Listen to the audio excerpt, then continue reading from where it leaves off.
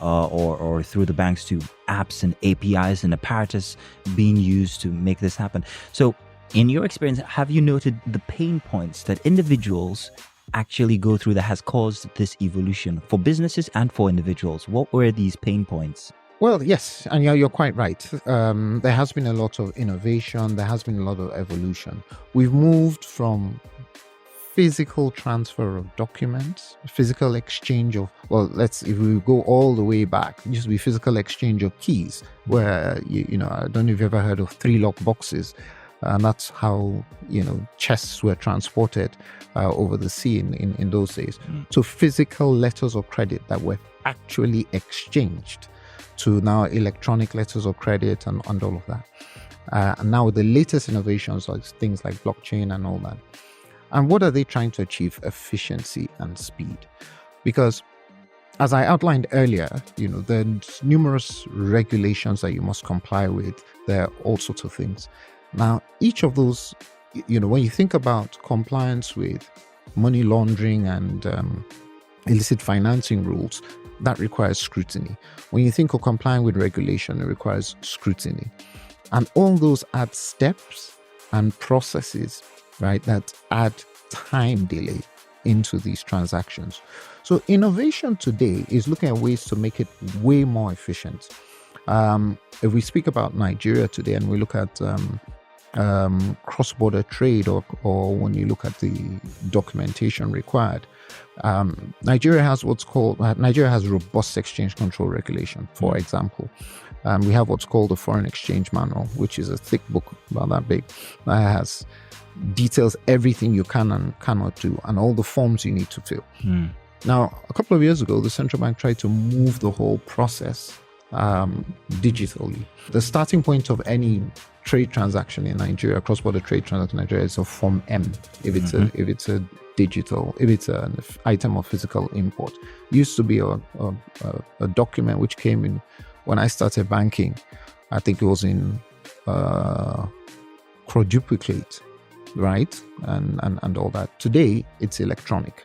So you can go on, input your data. One bit goes for the customs. They do their own exchange control checks and blah, blah, blah before it's approved, and you start that process. So a big leap forward, but still not where we want to be, right? So what we're seeing now, and we're seeing more of this in the developed world, where you have less exchange controls. We're seeing a move towards conducting these transactions via blockchain.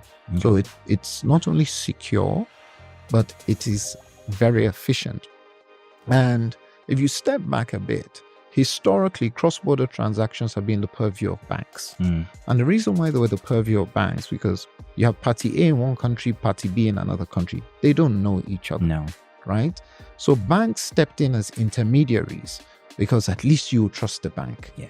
So if I'm party A and I want to deal cross-border, I go to my bank.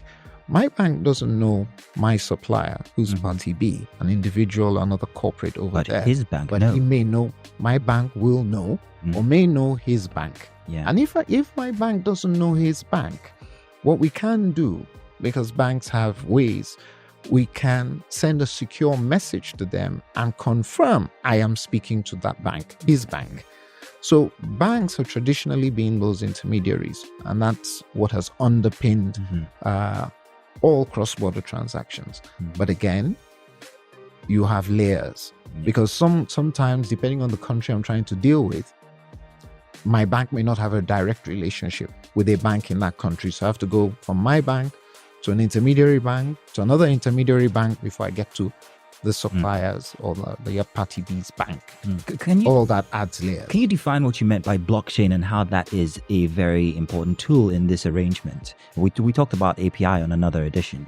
So how does blockchain actually help with security and KYC and all of what we've just spoken about? Blockchain technology is threatening to provide an alternative route to underpin cross-border transactions and cross-border trade. And the reason being, because blockchain allows for secure peer-to-peer connection, right? And creating secure modes of executing defined contracts between parties.